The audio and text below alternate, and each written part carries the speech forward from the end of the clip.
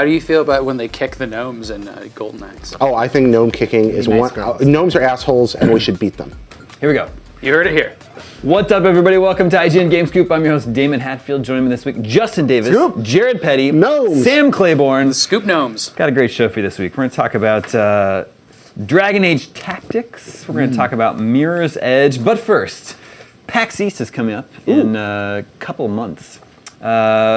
Myself and a few other IGNers are going to be there, and we are having an IGN panel. So if you're attending PAX East, you are required to attend the IGN panel. Saturday evening, April 23rd, 7 p.m. in the Dragonfly Theater. Myself, Brian Altano, Marty Sleva, Ryan McCaffrey, at least, we'll all be there. We look forward to seeing you. If you can't make it, we'll be live streaming the panel on Twitch at the same time. So Mandatory. Yep. Attendance is mandatory. I know you don't have anything better to do on a Saturday night than watch four idiots talk about video games. Saturday night. Yeah. BYOB. BYOB, for sure. Let's get to this week's news. Mirror's Edge, Catalyst, Whoa. is out in about 3 months. Is that true? What's your read on this upcoming video game? I think I played it with you at E3, right? Didn't we go to the... I have not played. Oh, okay. I Mirror's went to the Edge booth and Catalyst. played it, and I'm surprised that it's going to be more open. Must have been some Open other world handsome thing. boy. Open world, yeah. It's open Yeah. world game this time out. I think it looks I love great. I think it Mirror's looks gorgeous. I think it's one of those games that was critically successful, commercially kind of so-so, and I'm just happy that we're getting a sequel at all. And surprised, right? Yeah. It's funny you mentioned it's There've been critical. rumors for a while. Critical versus its commercial success, because our listener Chris Parker writes us at the email address gamescoop@ign.com, just like you can. And he says, I'm a huge Mirror's Edge fan. I'm super stoked about the sequel, prequel, reboot, whatever it is, which is coming out. However, I am curious as it flew somewhat under the radar at release. Didn't sell particularly well and is now getting a reboot. This begs the question, what are some other games which get this resurgence that have succeeded upon resurgence? The only example of this I can think of is Borderlands, where the first had a somewhat cultish following with Good under call. the radar press, but has resurged since then with 2 and the pre-sequel and Tales from the. Yeah, well, Borderlands has definitely grown, but the first Borderlands was a big hit. Yeah, it was. I got one. Call of Duty. How so? I don't think the first Call of Duty game was a huge masterpiece hit that everybody cared about. Yeah, I mean, 1, 2, really and 3 picked up, were big deals, but not in the way that, they weren't selling 10 to 20 million copies. Yeah, I think like, Modern Warfare was the big one. That was a big turning point. That for was the a big, franchise. yeah. How did Assassin's Creed sell, the original? Yeah, I don't that's have, their series. yeah, I I was don't gonna have the bring up. numbers, but it definitely 2 was was the one popular. where it really Yeah. took off. Twos were just blew up. Well, Yeah. 2 is the I one think where it was I think also really Assassin's Creed kind good. of blew up. What's that? I think Assassin's Creed. Did it? That's what I wondered. I wasn't sure. I remembered everybody was talking about it. I didn't know if it actually sold. I got one. Red Steel. Oh, there. Yeah. Red Steel 2. It's good. Red Steel 2 was good. So we exclusive. It was strange that it got a sequel too. The question is it stuff that went away for a while and then Yeah. came back? I think the question is games that you didn't expect them to get a sequel, Oh yeah, but did. that's definitely Red I Steel. mean, there's stuff Yeah. like System Shock is back and big, and the first 2 games were fairly hardcore, experiences that not a lot of people played. Then we got BioShock and its sequels, and now we're getting another System Shock. So I put that out there. Deus Ex, all that sort of. I mean, XCOM, all that PC stuff is sort of back. Super Metroid comes to mind. When Metroid came out, it was popular here in the States, but then it got like a Game Boy sequel, and I kind of thought that thing was just, going to be over, and then boom, we get Yeah. the best version of it afterward. Well, and the last Metroid was in captivity, and the galaxy was at peace. There was that, So yeah. how do you make a game with that going on? What about the baby? A few that came to my mind.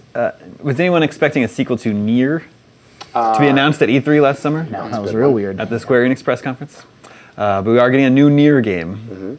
The Ryan Clemences of the world are excited. Psychonauts. Oh, Yeah. yeah, that was a shocker. There is a new Psychonauts Did coming. not see that coming. Yeah. A cult favorite from the Xbox, PlayStation 2. To some extent, though, I Generation. feel like we should expect anything to get a sequel because I think studios or publishers really pressure people to make sequels over other things. Yeah, I think that's true. And that's a problem, right? I know people get frustrated They're- working on the 4th version of a game then when they just want to make their own Yeah, thing. I think so. There are really good reasons behind that, right? Like developers and publishers spend a lot of time and money building an IP, building a world, creating assets, and then when that's out, they could either do that all again, or they could use all that they've already made to make something in a shorter amount of time. Plus, we know that sequels tend to sell better. Yeah, I mean, originals.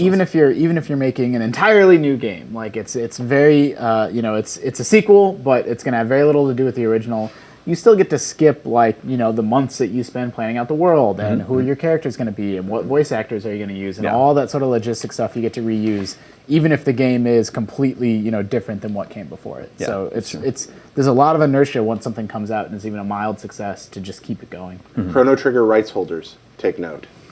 There's I like the trend that nothing really goes away. Nothing that you like and is at least modestly successful. Like even things like Joss Whedon is a big fan of like Buffy is still around in comic book form and Firefly, and Avatar and like things like that continue getting graphic novels and comics. So. Yeah, like how surprised would you be if you heard Buffy's being rebooted for Netflix? Yeah, I wouldn't be that Like, surprised. No, I wouldn't. Think of it. There was a time in which there was a Star Trek TV show, and then there was 10 years in which there was nothing Star Trek, but conventions started, and people watched old episodes and they're around, and then a movie just happened, and then it became there was a 2-decade period where there wasn't a Star Trek on TV. Now there isn't one. Yeah. But it just got announced. Yeah, you think about like sequel gaps between like Fantasia and Fantasia 2000. You get a gap of close to 60 years. 2,000 years. I don't remember Fantasia 2000. Is that a whole new movie? That was a whole new movie, theatrical release. It had CG. And it was really bad. Yeah.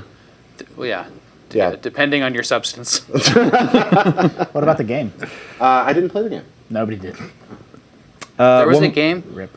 Was there really a game? Yeah. In 2000? Oh, that. Oh, no. Like last Are you thinking? No, of you're talking about the Fantavision? Kinect game, right? Oh, yeah, you're talking about that one. the Okay. harmonics game? Yeah, I I know thought that'd about be that. funny if there was like a PlayStation 1 game. Was there a Fantasia game in the 16-bit era? Or No, just- there's a bunch of Mickey games where where's the Castle Magic Illusion Hat? and stuff. Okay, that's that. And there's the 8-bit Magic Kingdom game. One more before we move on. In 2008, was anyone expecting a new Bionic Commando game from That's a good one. That's a great choice. Yeah, and then you had There's the Game Boy Color one. Grin's terrible game, but then you had that wonderful Bionic Commando Rearmed that they also did. Yeah, I mean, you just opened the door. Bionic Commando Rearmed reminded me of Pac-Man Championship Edition, and then they gave the Galaga one's underrated. People don't seem to like it as much. I like the Galaga. Yeah, me too. Although the name escapes me. Is it just Legions. Galaga DX? It's called Legions. Galaga Legions. Yeah. Yeah, that's right. Yeah, that's a great good too. game. You're right, Justin. Also, Space Invaders Extreme from that generation. Yep. Another really great. I didn't think you could make a good Space Invaders. I really sequel. liked all those updates. I mean, retro games get brought back surprisingly obscure ones all the time because people snatch up bundles of rights, and then it's just surprising. Like Paperboy could just reappear, but it wouldn't reappear from Atari. We don't really know who has Paperboy right now. I'd have to research that, but there's certain games that people would definitely want to bring back, and they research it. I actually talked to the guys that brought back Burger Time about how they came about those rights. And With it's World Tour, right? Yeah. Yeah, and it's kind of interesting. Data East hasn't existed for years, and they had to kind of just go down a rabbit hole finding the licenses, and they got it. People do that. Sam, what do you think about this? Paperboy VR. Ooh. How do you make Would- Paperboy harder? Would you play that? Yeah, I would be very excited about the obstacle course at the end. Yeah, there's no that breakdancer swerving around him. Game's so hard. Tough. Get a stationary bike. Yeah. Oh, it's really good. Sells itself. Let's move on. Our next email comes from Johnny in the UK. He says, love the show. I hope Jared's Dance of Joy now becomes a world woed meme.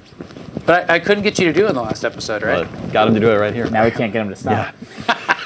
Johnny UK says, I saw the IGN article about BioWare asking fans if they'd like a tactics-style Dragon Age game. Did you guys see this? The creative director on Dragon Age just tweeted out, if we made a Dragon Age tactics-style game, would you guys be interested in Okay, it? so if I remember right, didn't Origins launch with a web-based tactics game? There were a few spin-off games that appeared on the web. There was one that was sort of a story-driven, almost like a choose-your-own-adventure book. Right. There was one, they had a Facebook game that had a hexagon grid Right, that that- had a tactics game. That's on it. what They I'm had a thinking Flash about. game. Yeah, it was actually pretty good if I remember right. it was good. So yes, I love this idea. Sure. I love tactics games, Final Fantasy Tactics, Fire Emblem, those types of games. So Front Mission. Front Mission for sure. Another game that could maybe be brought back. Disgaea. Yeah, well, I was gonna say The one that thing for a about little Dragon later, Age is but that yes. we do have a lot of fantasy-based tactics games. And I don't know I if wouldn't that'd say be my we're first choice. we're not like drowning in them. Yeah, Like but there's not Fire really Emblem like right now. XCOM's like a Everyone big I play has franchise. dragons in it and swords. He says it's an interesting idea. I'm sure they can make it work. He says it reminded me of something I've been discussing with friends for a while. how great would a Mass Effect game using the XCOM system be? Yeah. All the skills, classes, biotics would lend themselves perfectly to the style. Yeah. I was wondering what well-known games you guys would like to see explored in different game systems. Yeah, I'm a big fan of stuff like that. They made I don't remember if it was a Flash game or it came out on DS or something, but they made a 2D Mirror's Edge. That was really good. No, it came out on mobile. The runner. And it was really good. Like, it was great. Classic examples include Puzzle Quest. It's a great marriage of different genres. Nintendo does this all the time with like Mario Kart and Smash Brothers. Somebody made this very clever Team Fortress remake that was the 2D remake. called Gang Garrison Yeah. a while ago, and that was pretty wonderful. It actually worked. I mean, it was a lot of fun. Yeah, I love D-Makes. So one of the ones that I think of, and I think this has come up in other IGN programs, is I'd love to play a Marvel Universe-based tactics game. Like a Marvel Final Fantasy Universe. Tactics. I don't want it to look modern. I want it to have little But sprites. Yeah. you have each character is an individual Yes. hero or villain, and they have 'Cause- their own abilities. Exactly. Team superhero battles really would good. kind of fit perfectly into that squad versus squad Totally. setting. And you mentioned, Freedom Force versus... Pokemon so, Conquest was a Pokemon tactics game, and it's really good. Yeah, and there's What, Pokken. what I'm a system big, is that on? DS.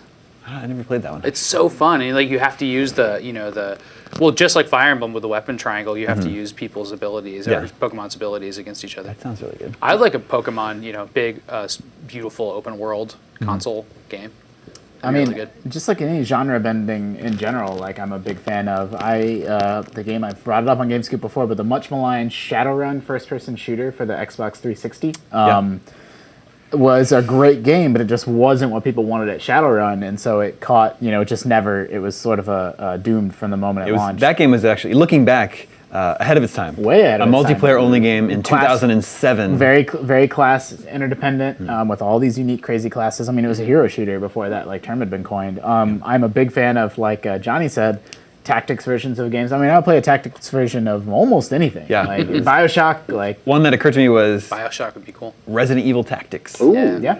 So you have, It you just have, flows off the tongue. you have too. your arenas, and there's does. two win conditions. You can either escape, so you're like surrounded by zombies. You can either escape or kill all the zombies. Good idea. A member of your party gets eaten, they turn into one of the zombies, and it's all playing out turn-based. That sounds awesome. There What was ab- what about Doom RPG was really good. Yeah. Was. I played that on mobile, and it was great. Yeah, I played on DS. I think it was. Yeah, good. what's the stop and go puzzle game that everybody's playing right now? Stop and go puzzle game. Yeah, you throw guns at dudes and you get their guns and shoot Oh, them. Hot? Yeah, Super Super Hot Hot. reminds me of Doom RPG in the tiniest way because of that turn by turn thing, the way your character Yeah, moves. I guess so. Yeah. What about a 2D Metroidvania style Shadow of the Colossus? Yes. So you're exploring maps and Whoa. stuff, but then you get to the boss and you have to platform up to the top of the boss Yeah. to stab it in the head. Yeah. So- and the boss gives you some ability that you can use to reach a previously unreachable Yeah. area. Yeah. And you can kind of see the boss in the distance, like lumbering around sometimes, and you have to get your Metroidvania over there. I want a Mario game that goes back to the Mario 2 mechanics very badly. A Mario Maker. No, a Mario game where you go Mario back, game. or a Mario Maker mode. That'd be even better, but where you could So make you want everything Galaxy, but with turnips. so you can hop on things' heads and pick 'em build up. on that and pick Can't them you up. do that Yeah. in- No, that's Is that they the only have Mario not- game you can do that in? Yeah, Well, you Mario can pick 2. up turtle shells in a lot of games. but there's no. They should make Super Mario Brothers 2 2. Yes, that's what I want. I wouldn't put it past Nintendo. Klonoa. It would be, It kinda it would be feels like Super that. Mario Advance 5, Super Mario Yeah. 2 2. I have a couple more to run by you guys. How about Burnout Kart? Yeah. Yep. A Okay. Burnout Kart racer that uses the crash mechanics. Yep. I believe that. You're on board with that one? Yep. I don't know about Justin. Justin's. I just doesn't want seem a burnout game where you I do the know. puzzle stuff. I mean, my and- immediate thought was that Burnout's already pretty arcadey, but to even amp that up, Yeah. could be cool. Here's the one that I really, really like, though, and that as soon as I thought of it, I was really mad that it doesn't exist and I can't play it. A Mario platformer roguelike, like Rogue Legacy, Yeah. where you go into randomly generated Bowser's castles, and the castle is very complex and intricate, and you make it as far as you can, but then when you die, you keep all the coins you collected, so you can upgrade your abilities, spend the coins to upgrade your abilities, go back into a new randomly generated castle, you make it a little bit farther each time. That's the logical progression of Mario Maker. I really like that idea. roguelike I Mario. want A to Mario platformer roguelike. They I'm could do also stuff gonna- like that as an endless runner. They had Yoshi's. It's this weird DS launch game called Yoshi's Touch and Go that I think about all the time, actually, because I really All loved you do, it. you fall for a while, and Yeah, then you you move fall to the for a right while, for a and while, then and it starts over. It's an arcade game, basically. It's a great use of the stylus where Yoshi's walking on his own and you have to draw paths for him and stun enemies. They did a and lot do of stuff. They things did like Kirby that. games like that. Yeah. Miranda and Callie have this idea for a dating sim starring video game characters. So like it's like the high school thing, but you're in high school with like Master Chief. Yeah, video game high school. Yeah, like and you're just it's a dating sim. So you have all the archetypes, but they're all based on characters from other games. That sounds good. It's great. I think that'd be fun. Would play. All right, Would now play. let's get these things greenlit. Moving on, this is Ryan. He says, recently I've been playing a lot of The Witcher 3 and starting to really enjoy that feeling of powering up my character and plowing through enemies in areas that used to fill me with dread. It's an age-old gaming mechanism, but one that somehow never feels old. My question to you guys is, which game brings back the strongest memories of powering up your character to unlimited power, said in a Darth Sidious voice, and sheer glee? For me, and spoilers, it was the moment at the end of Half-Life 2 when your gravity gun a good one. was accidentally upgraded and you got the power to throw everything, including enemies, around the world. It was a good moment. I like that one. For So me, games They're so that make limiting you every time that feel happens, though. super To become a god powerful. in a game, you're Yeah. always so limited. For mine it's playing the original Legend of Zelda, and before you do anything else, go and collecting the maximum number of heart containers, grabbing the blue ring, upgrading to the white sword, buying the magic shield. You can do all getting that the blue before you do the first candle. temple? Yeah, you can do all that without going into the first dungeon. So it's pretty kind of good. wonderful. You can get, I think you can bomb for 2 of the heart containers. You can burn for a third. That gets you to 6, which you need for the white sword. You can get enough rupees to get the blue ring and the shield. He writes strategy guides. Yeah, sorry. So anyway, For work. by the time you start the game and go down into the first dungeon, you're like this like Katamari of death, and it's just a wonderful, wonderful Katamari of feeling. death. I stole Very that from somebody. I don't remember who said. But are you saying like by the end of the game you're like it's just a cool moment because it's super It powerful? doesn't necessarily have to be the end of the game, but games that give you that moment where you feel all powerful. You know what nothing gives can you that stop moment? Game Genie. Yeah. I was just reminiscing about Game Genie the other day with Damon, Yeah. and man, when you first got that, you could finally jump over the flag in Mario. Mm-hmm. It finally wasn't a lie on the playground anymore. I was telling you too, like I played Final Fantasy 3 with game from like EGM codes for Game Genie, Yep. and they give you like you can start with whatever HP, but then you get this weapon, the Atma weapon, that's based on your HP, and you're just like all powerful, and you can hit 8 times with the Genji glove and everything. It's 99999 Yep. each time.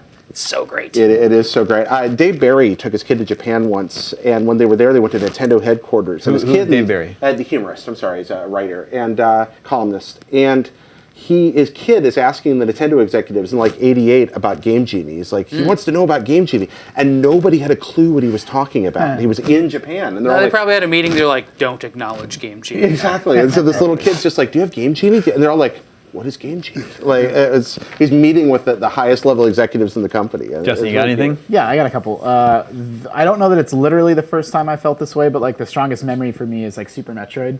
Like when I picture that game now, it's usually like with the Spazer and like the ice beam and like sort of the spin jump and all that. But you start that game with like a pea shooter, and even in Metroid 1, it doesn't even go all the way across the screen. It stops like right in front of you. Yeah. So to get all those power-ups, like it's become like such a trope in video game now, like the Metroidvania, but it was a newer thing, especially in a 2D platformer back then, to get like you were firing missiles and super missiles and power bombs and your beams going everywhere and you can jump all over the place, and that's like so different than how you start the game. It's a great feeling. What about Yeah. Fierce Deity Link? That was a good one. Yeah, The that was Majora's good. Mask. Oh my gosh. Get that hyper beam at the very end of Super Metroid. My other thing is just RPGs in general. I used to have Yeah, since just by the very nature of like leveling up. just so much more time. Like you're just a kid. I was made of time, and I would like grind to like such a ridiculous. I would grind to the point where I could just kill everything in one hit, just because it felt so good to Yeah. do it. Yeah, it's like finding the Masamune at the end of Final Fantasy 1. You're there in the final dungeon, and if you go down that long And your corridor, white mage finally I always, pays off. I always give it to my white mage. Yeah, you get rid of the white mage, and suddenly you're like, I am a god. It's I pretty never good. thought about that in Final Fantasy 1. You can just go back to the starting area and just steamroll over imps. Oh yeah, you can. I never did that. You never did that? No. And like with RPGs now, you usually can't because the enemies scale. What's Yeah. up with enemy scaling? Yeah, I don't like that either. No, it's Yeah, fun. the best kind of scaling is a little bit elastic, where it's like this area is level 1 to 7, and this area is level 8 to 10. So there's some rubber banding to stick with you, but then you Yeah. can still steamroll stuff by the end of the game. The game that made me feel powerful that sticks out in my mind is G Darius on PlayStation, which is a 2D space shooter. Darius is a long-running I played Darius Twin. space series. This is G Darius, and you can upgrade your ship just like you can in most shooters. But in here you have this beam that's like as big as your ship, but you can also absorb the enemy's beams, and if you absorb it long enough, you can upgrade your beam so it's the entire width of your television screen, just like obliterating Are everything you in just your in path the, for on like one 5 side of the seconds. screen and Yeah, it's just and it's just it's really, That's really good. great. Yeah, that was really, really fun. Were you not going to name drop Disgaea there too? I was also going to say Disgaea. I mean, that game is all about Yeah. leveling up your characters and unleashing ridiculous special moves, dealing tens of thousands of hit points. You just have with one millions hit. of damage by the Do end. they And just actually- add zeros on hit points? Like, Yeah, it's like. I mean, it happens pretty steadily though. Like they don't cheat it. It's not like, hey, you were doing 100 damage, now you're doing 10,000 damage. Like it is very slow and steady. I'm playing Disgaea 5 right now. Are you?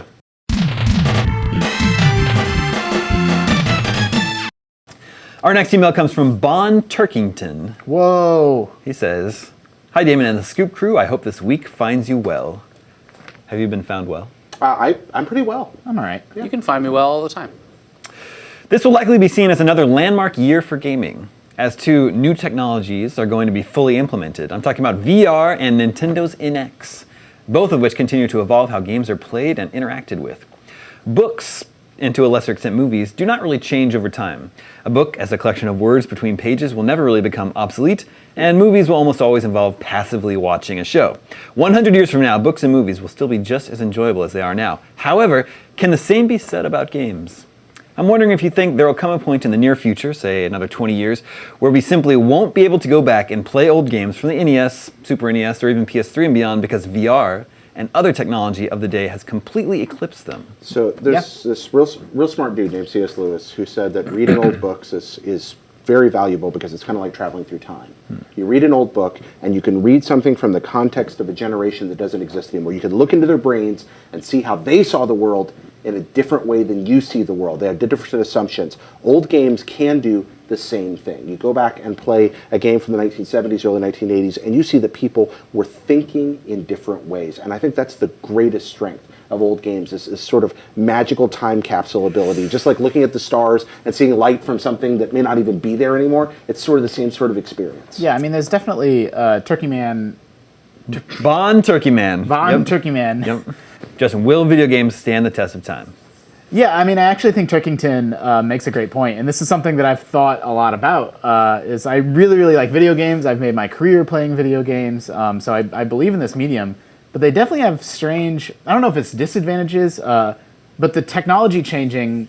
I mean, I guess it's really defined like what a movie is. Like it's 90 minutes to 3 hours, and you're gonna sit in a theater and you're gonna watch this film, and like there's a common understanding of like how long a book will be. But a video game can be a 99-cent, it can be Super Hexagon, or it can be a 100-hour RPG, and those both fit into, those are both counted as video games, and we cover both of those on IGN, and they couldn't possibly be more different, from visual novels to things that have literally no story at all, and nothing else is like that. Like books don't have that problem, albums don't have that problem. Maybe it's not a problem, maybe it's an opportunity, but it's interesting to think about just how reliant we are on the technology of the day. And people will argue that films are like that too, but it's not the same. Like a movie from the 50s is still commonly understood as a movie, whereas a video game, from the Atari era, just has nothing in common almost from a video game, from The Witcher 3.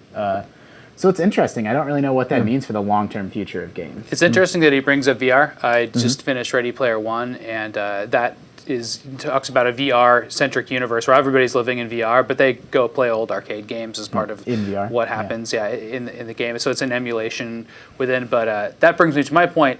Games are incredibly hard to preserve. We're doing a terrible job at it, and when you play an emulated game, you play a preserved game right now, I don't think it's the experience that people ever got with that game. Sitting on the CRT screen with an NES plugged in is the way to play Super Mario Brothers or DuckTales. It's very hard for me to connect that experience with emulating it on any other device, and that is like people say like, well, that's you can do that with any like, Xbox controller and a PC, whatever. You cannot do that with the vast majority of arcade machines in any way. There's no way to take a 720 cabinet and make it experienceable for people now without making it that cabinet. Yeah. And it's really sad. Or even just the look and feel of a joystick, or even Or something the as screen. simple. The graphics are very important, and the screens are all wrong. I mean, that actually touches on, the point that I was making about, being reliant on, like, video games are reliant on input in a way that no other artistic medium is. So, you can emulate Mario on your PC, and, Or think about it on your iPhone. Yeah, or on your iPhone. And you can even add, I mean, even if you have a great physical controller, it's not an NES controller. And so it's different. It is a subtly different experience. And that's just a weird thing that, that no other medium really has to deal with or contend with. And I completely agree that I am concerned about the preservation of games, and actually laws sort of make the preservation of games difficult. I think that's kind of backwards. And even outside of just the legal ramifications, MMOs go offline. And these are these real important experiences that sometimes thousands or hundreds of thousands of people had, and they're just gone. Like you can't, or even, and I feel like I brought this up on Scoop maybe a month or so ago, but even games that are still online, like World of Warcraft Cataclysm, changed it, wiped away the old world. That was the whole conceit of that expansion. Was it wiped away the old world and replaced all the zones with new? It pushed the story forward a few years, and it's like. It made me uncomfortable because now you can't experience that Yeah, think old of the game at equipment it all. would take to resurrect it too is all dated server equipment. Well, Yeah, people actually, can't. there are- I mean, fan-made attempts haven't. Like you can, like they are preserving that stuff, but that's sort of outside the law. So people are doing it, but not in any kind of official sanctioned way. And I don't think I'm okay with that. Yeah, that's something that people have been fighting for rights for, special allowances this year, actually, for cases almost exactly like what you're describing. And that's a constant fight that people have to make to say, what preservation versus business. And unfortunately, and I do think it's unfortunate, the almighty dollar does kind of rule in these situations, and people are very protective of their intellectual property. I want people to be able to profit off what they've created. But, Absolutely. But at the expense of losing something that was art, that is art, for the sake of the human race, we need to lean a little more on the side of what you said, preservation. I don't know if this story is apocryphal or not, but didn't Nintendo lose the Donkey Kong source code? We don't know if that's We true. don't know if they lost it or They somebody else outsourced owns it, and somebody else might own that code. Yeah. Because they never reissue it. I mean, the thing that would prove us The wrong is if original Nintendo just put it arcade out. Donkey Kong. The Like- vertical monitor Donkey Yeah, Kong like that anytime- asks how high can you get. They may have it, but it may belong to somebody else. There's a lot of possibilities. But I mean, Think that's about like- this. Games were played on a one picture tube, a CRT screen, for the entire life of games until 2005. And those are no longer in production anywhere. The CRT. Yeah, anywhere. You have to refurbish an old one to do that. So the way every game was designed to look, if we think of games as art and as a visual medium, the way DuckTales looks on a CRT screen was designed so Scrooge's eyes blur the right way using the CRT monitor so it looks like a cartoon character. But anytime you play it on a virtual console, it's the jagged little pixel boxes, and we all wear like clothes with like pixel art and stuff. Like pixel art didn't exist. It didn't look like pixels, exactly. And other Game things, Scoop and it's logo. not just pixel art that suffers from that. You think about something like Super Mario RPG that had those pre-rendered sprites in it, and you look at them on a modern TV and you're just like, ugh. What's going But when on they there? were all softened, They look like clay soft models. they kind of look like models. And they it try was to cover off on stuff like that with software, Yeah. and none of it's really that great. And I appreciate the efforts that people make in that, though. I mean, Anyway, game preservation, we're screwed. Is there anything stopping someone at some point in the future from manufacturing CRT monitors again? No, there's Money. nothing. profit. Yeah. I'm It'd just be saying, a like, little crazy. It's not like the materials you need to make them are gone. But that- hey, like I restore these old games all the Yeah. time and old pinball machines, and people manufacture insane parts for those. I all mean, the time. there's It'll definitely two. Like, it's the hardware side and the software side, and both are problematic. The software side is at least solvable. There's weird stuff around. Like, I come from a mobile games background, and like, remember old flip phones would have like games on them, and like, I'm not saying that those games are huge artistic achievements, and it's important. It's just weird to me that they're gone. It's Yeah. weird to me that they're Not gone, archived. and they just don't like. John Romero made games for flip phones, Yeah. and like they just don't exist anywhere anymore, and no one seems to really care that. And think much. about the pre-updated versions of Xbox Live games. I mean, Yep. there's archivists that believe that all of that needs to be archived for various reasons. We went to a talk from the Internet Archive where at GDC last year, where they talked about how game code for games that never came out never gets out unless somebody steals it from work. Yeah, they were just like, please steal from work. It was amazing. But God bless those guys because they have made a huge effort with the resources they have available to collect and save as much as they can, something they continue to do. I encourage everybody to support that. But that raises another issue. You were talking about the hardware, and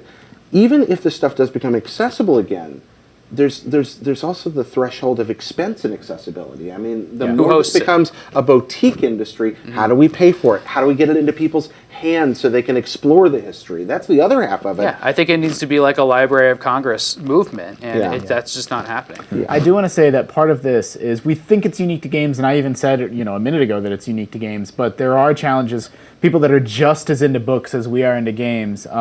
It wasn't until, Kindles have been around for years, but until super recently, the Kindle software didn't try to emulate. It would put line breaks in weird places, and it wasn't, I don't even know enough about novels to really have the vocabulary to articulate this point thoroughly, except that the way that words are laid out on a printed page is different than how they would appear on a Kindle. Yes. And it wasn't until the most recent Amazon Kindle update that they made an effort to finally fix that and have it look more like, the That's authorial interesting. intent. Yeah. Yeah, I mean, books always say like who did the typesetting and stuff. Still, like that's Yeah. like a Yep. popular Like thing. they finally to fixed the talk typesetting about. on Kindles for big bookies, and Yeah, that's I'm cool. sure, Bookies. I'm sure call 'em people bookers. Bookers, yeah. it's probably not radically different than seeing a film on film. There are these concerns in other mediums, but Yeah. I think they're definitely amplified and records on multiplied vinyl. in video Yeah, games. that's true. Yep. It will be very, very interesting to see what happens with VR, whether or not that changes the way we Yeah, play games. can a or- Donkey Kong machine be emulated so perfectly in VR that it's indistinguishable from real life? Of course, that will happen. But who's going to do that? Yeah. And what will that look like? And who can license it? And I don't know, but when they do, I shall play it Me a too. lot. But that's what Ready Player One is about, which is going to be a Steven Spielberg movie. Yeah, so that's true. It begins this year. We'll see what happens with it all that. begins.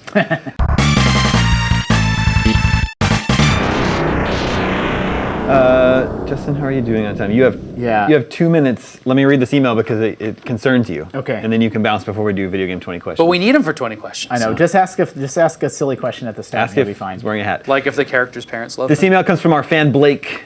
He says, I've been a dedicated listener to your podcast for close to 2 years now. It's one of the highlights of my week. You guys have the most intelligent, funny, thoughtful, and entertaining commentary on video games anywhere. Thank Wow. you, Blake. It's very nice of you to say. I've also been a I big fan disagree. Humbling. You disagree. I've also been a big fan of the History of Awesome series. Oh, great. I wanted to thank you especially for 2 recent discussions that were prompted by reader email. The first was a graduate student who lamented how large his backlog has become while he is in school. As someone who has spent the past 6 years on an educational path to becoming first a registered nurse and then a nurse practitioner, Nice. and working part-time and full-time during my education, this conversation resonated with me greatly. I have dozens of games on my shelf that I've bought, but never been able to play due to school and work commitments, including such renowned AAA titles as Oblivion, Skyrim, Fallout 3 and New Vegas, Mass Effect Trilogy, GTA 4, Twilight Princess, Skyward Sword, Xenoblade Chronicles X. Blake is going to have a lot of fun when he can play games. I again. often feel like the only gamer who has not been able to stay abreast of modern games due to real-world endeavors, but this conversation was a great reminder that I am not alone in struggling to find time to play. It's cool to be able to get all those games too. Yeah. I mean, when I was a kid, I wasn't able to, and it's nice to be able to play. I have too much to play. It's great. The other conversation I really enjoyed was from a reader who said that he has been criticized for maintaining such a childish hobby into his 30s. Justin brought up the point that video games can be art. Table's going crazy. But can just as easily be juvenile and crass. This was refreshing to hear. I often want to make the case to non-gamers that the best video games can stand alongside the best works in film, theater, and music, but games like Mortal Kombat X and Call of Duty make it difficult. Kudos to Justin for admitting that as much as we all love video games, they often earn their adolescent reputation. Yeah, I mean, Yeah, I have keep a up the good vivid work. memory of I was on an airplane, I think flying to E3 or something. It might have been flying out to GDC before I lived here, and I was young. I was new to the industry. I was probably 24, and there's an older lady sitting next to me. Oh, what are you on the airplane for? And I said, oh, I'm going out for a video game convention. And she said, I don't like those video games. There's that game where you can have sex with a hooker and then beat her to death and then take her money from her. And I felt like I didn't want to defend that. Yeah. I'm like, yeah, and you can say, well, the game's rated M and kids shouldn't be playing it, and the player had to make the choice to do that. It's not like that's part of the story. But I was just like, I remember that vividly, and I'm just like, yeah, It's a valuable life lesson. I'm like, yeah, that sucks, and I definitely understood the argument I could have made, but I just didn't want to defend video games in that moment. Yeah. Didn't want to talk about systemic game making where people Yeah, can and create their own yeah, and the combinations. average and age of the things like gamer that. is 30, and then all that. Yeah. I just didn't. Yeah, And I actually like Mortal Kombat, but I probably wouldn't make the argument that it's high art. no, but they are certainly. I don't know. Journey's one of my favorite. Try games. try selling an old person on a comic book career sometime. I'm sure it's equally as That's difficult. it. That's true. All right, Justin, if you have to go. Yeah, cool. I'm sorry. Right. Ask if they wear a hat. Okay. Okay. Well, See ya. All right, this is the time when we play Video Game 20 Questions. This is where we take a suggestion from you, the listener or viewer, and I'm the only person who knows the game, and now Jared and Sam have 20 questions to guess this mystery game. And for the rest of this month, we're also giving the person who suggested the game a Fallout 4 prize pack brought to you by Subpack. So that one's going to John C. Excellent. Cena? John Cena? Just John C. Oh, okay. Could it be John Cena? It could be. For all we know, it's John Cena. Before we begin, I don't know what to do with this couch. You're doing a good job, man. Don't worry about the couch. Focus on the game. All right. A little worried. We have more room to dance. Just think of it that way. That's it. All right. You may begin. Maybe again. Let's see. Well, Justin's not here, so I'm not going to ask about hats. Not yet, anyway. That leaves it up to me. Was this game released after January 1st, 2000? No. No. Yes. All right. We're in our safe zone here. Same question. Okay. 1990. What was it? After or before? After 1990. No. Okay. So we're even earlier. All right. Do you think it's even worth asking after 80? Was this in the arcades? Was this an arcade game? No. Oh, not an arcade game. So PC or console or handheld? Was it based on a licensed property? No. Okay. So we got an unlicensed 80s home computer. Oh, it could be 70s, controller. unfortunately. Oh, it could be 70s. Do we even need to narrow it? But there wouldn't. Most of that would What be. was this on Nintendo? No. Not Nintendo. I mean, not originally. No. Okay. It sounds like it's Sid Meier's Pirates. It's was this a computer game? No. Oh. Wait, what? Not originally. No. It wasn't arcade Nintendo, And it wasn't. so it sounds like it could be a Master System game. It could be Master System. It could be technically BTG-16. It could be. Was this a console game? Yes. Okay. all right. So it could be. Oh wait, it could be an early Atari game. yeah, absolutely. Was this game? Was this game released on the Atari 2600? Yes. There we go. Ooh. Oh, there we go. The fun is back. Oh, yes, sirree. Yeah. It's the 2600 from Atari. Are you a human in this game? Yes. Oh my gosh, you're a human. It's an Atari game. Is it about an adventure? Was this game developed by Activision? Yes. Ah. 10. Does this game have crocodiles in it? Yes. Oh wait, don't. It could be a sequel though. No, All right. let's keep it going. Okay. Is the first game in a series? Yes. Ah. Are you sure they weren't alligators? What? The crocodiles I asked about. Oh. Yeah. No, I'm not sure about that. You can either spin more questions. Or we can just guess it. Is this game Pitfall? It is. Thank you for pronouncing it correctly with an I hear the exclamation room point. shaking a little Excellent. Pitfall, developed and published by Activision for the Atari 2600 in 1982. That David Crane though. It is a single-player platformer. It is. bit. Jared's played poker with the creator of Pitfall. Yeah. It was fun. He's a good card player too. Jared lost all his money to the creator. Yeah. Apparently. No comment. Thank you for the suggestion, John C. Nah. Before we go, what are we playing this weekend? Oh, great question. I know you're playing. Yeah, I'm playing Mega Man Legacy Collection on 3DS until I finish it for review, and then I'm playing The Legend of Zelda: Twilight Princess HD remake. My favorite Zelda game, and I do believe, in my humble critical opinion, the best Zelda of them all. I already played it. It's still mediocre. You say that with a straight face. I do. I really Like love I'm that not. game. I will not argue that it's good or that you enjoy it, but Sure. that is the best Zelda game ever made. I think it improves on Ocarina in almost every way. I think the Here's what- overworld and the dungeons are beautifully laid out. No, go for it. No, Offer it's fine. criticism. It's fine. all It's fine. right. It's fine. It's fine. Sam, what are you playing? I do think it's better than Okami. Yeah, I like it more than Okami. I'm playing Fire Emblem Fates, the special Yeah. edition with the 3 versions in it. I'm still in the first version. Something. Are you going to play all three of them? What's it called? I don't know. It's not Conquest or Revelations. Is it? It's not Silent- Birthright. It's Yeah. called Birthright. Yeah. That's the. Are you going to great. play all three? Are you gonna Yeah, play for them all? sure. Yeah, okay. I love that that's going to be in my 3DS from like now until the end of the year, Okay, probably. yeah. And I'll play other games around it, but it'll always be there. And Fire Emblem's such a good game to stretch over a long period Yeah, of time. it's really good. I'm saving that for like a trip, a nice long plane ride. Yeah. It's a long trip. Well, I don't really play my 3DS at home, so Yeah, that makes sense. Man, I like to do, play and on it hurts trips. my hand. yeah. What are you playing this weekend? I'm on mission 42 Yeah. of Metal Gear Solid 5. Oh, that's right. So hopefully I can wrap that up at some point. But I think even We after gotta I'm go done, back and get I all want to the- go back. Like Get the optional objectives. I love Those are fun, but I S love- ranking is even more fun. I love that game. Yeah. And I also want to start Far Cry Primal. Oh, Big yeah. Far Cry fan. That looks fun. That looks like a lot of fun. Yes.